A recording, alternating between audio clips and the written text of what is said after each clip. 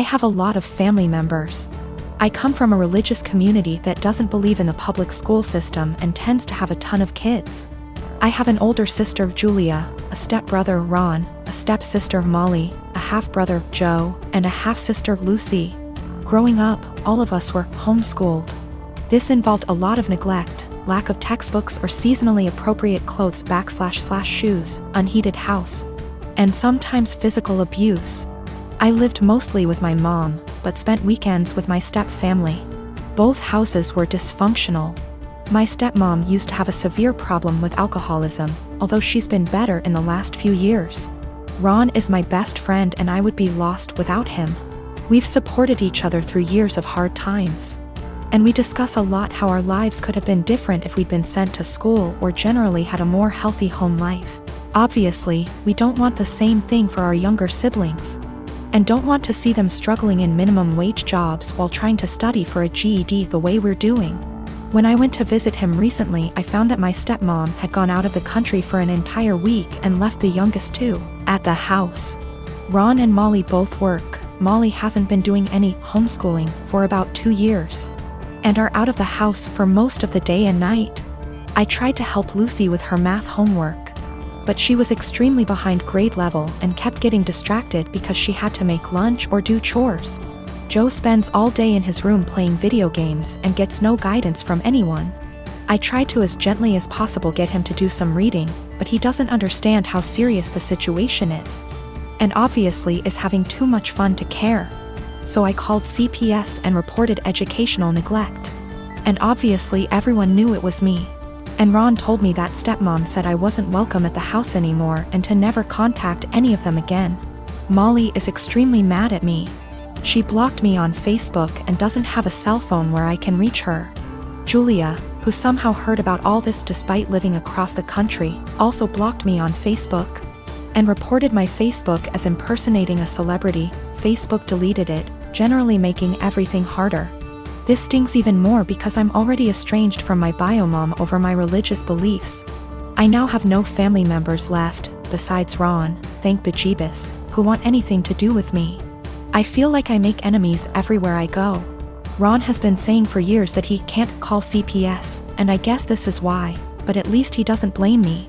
He suggested that I try to talk to stepmom once some time has passed, but I would have no idea where to begin.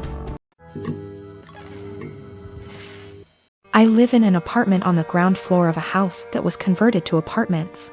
My neighbors, one street over but the back of their house faces the back of the house I live in, can see my whole backyard and vice versa. My apartment has a whole wall of windows that are on the back of the house. It's gorgeous and is a big reason I picked the place. I love keeping plants and it let in a lot of light. Looking out, there is the neighbor's backyard which is large and comes up close to my place. The property line is maybe 10 or 15 feet from my windows. Once it has gotten to be warm out, I've noticed the husband of the family who owns that house looking into my apartment a lot. Even sometimes I'll look up and see him, look away then look back minutes later and he's still looking. So I started shutting the shades during the day, but that was kind of annoying. My place is a dark cramped shoebox without the windows open. And I can't do that for too long because the plants were struggling without light, so I bought these window coverings that make windows into one-way mirrors. During the day when it is light out, my windows look just like mirrors now. From the inside it looks pretty much the same, the windows look tinted slightly darker, but that's it. From the outside you can't see in at all, it looks exactly like mirrors.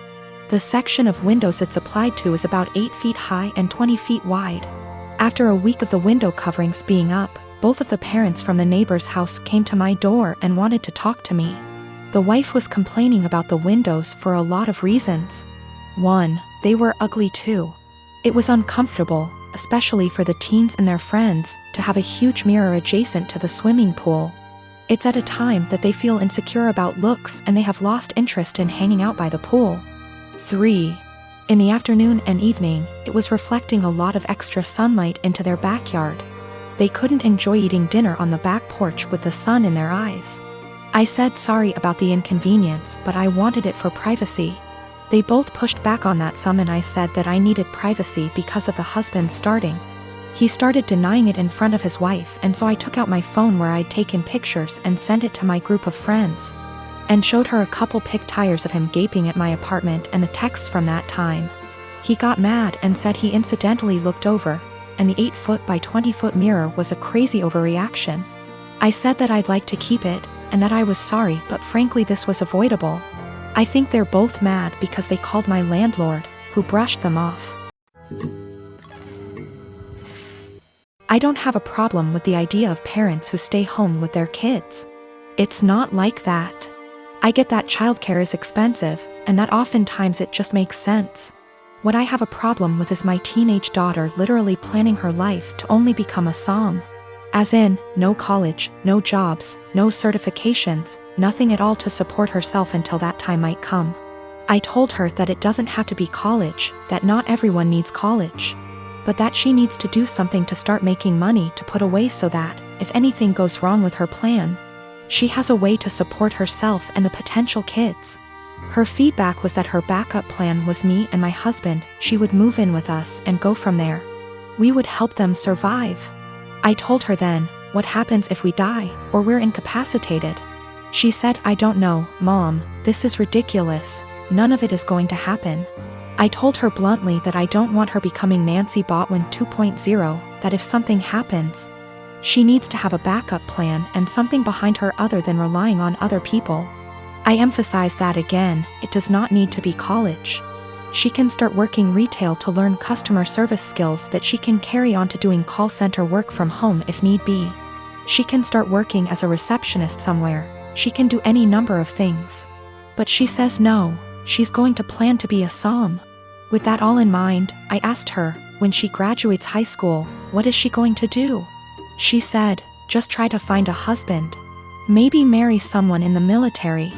I asked her again, in between that time, how is she going to pay her bills? Her rent? She said she assumed she would be living at home. I told her no, and that she would be moving out. She could live at home if she gets a job or tries to get some kind of community college degree or certification. But that if she insists on being a deadbeat loser and waiting for a man to come and rescue her, she's on her own. This didn't go over well, and I am now being held up as totally unreasonable, mean, etc. I don't think I'm wrong at all. I want to set her up for a lifetime of success and happiness. If this wonderful man who comes and whisks her away, knocks her up, etc., gets injured or dies, I don't want to have her come knocking at our door because she can't afford to take care of herself. I travel for work and my employer allows me to spend up to $100 / day on food. If I don't use it, I don't get to pocket the money. When traveling, I make sure to use the full $100 every day, so I'm eating very well. My wife is upset with me because I get to eat out for every meal at least 2 weeks a month. She says it isn't fair and I should just go to the grocery store and bring back food to my hotel. I've explained to her that it doesn't make sense since I don't get to keep the money if I don't use it. Every evening when I call her, she wants to know exactly what I ate. She can see the credit card statements, reimbursed by employer, so she knows how much I spent.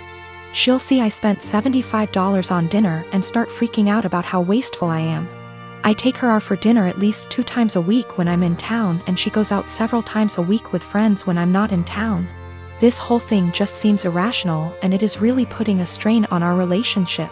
I haven't gained any weight and am in great shape. I focus on quality of food much more than quantity. Most hotels have a small gym and / or a pool. I can't buy groceries or gift cards to bring home. It is against policy. I submit pictures of the receipts, so this wouldn't work.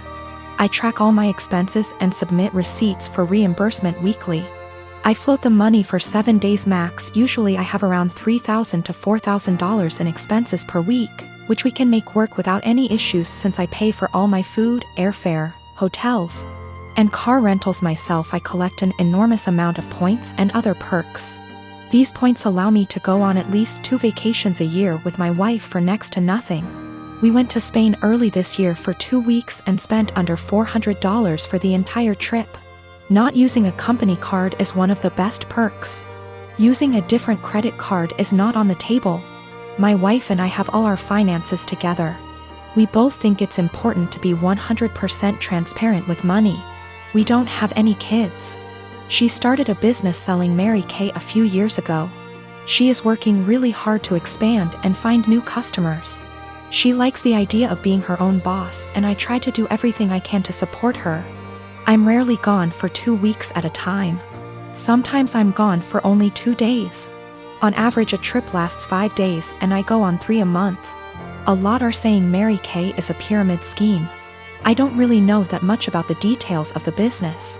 I see a lot of women selling makeup, candles, and diet-related products, so I thought this was normal. We've put in around $50,000 over the past 2 years. Most of the money goes towards buying inventory and training seminars. I'll have to do some research to see what is going on. My day-to-day is anything but glamorous. I've spent more time in the airport than I even care to think about.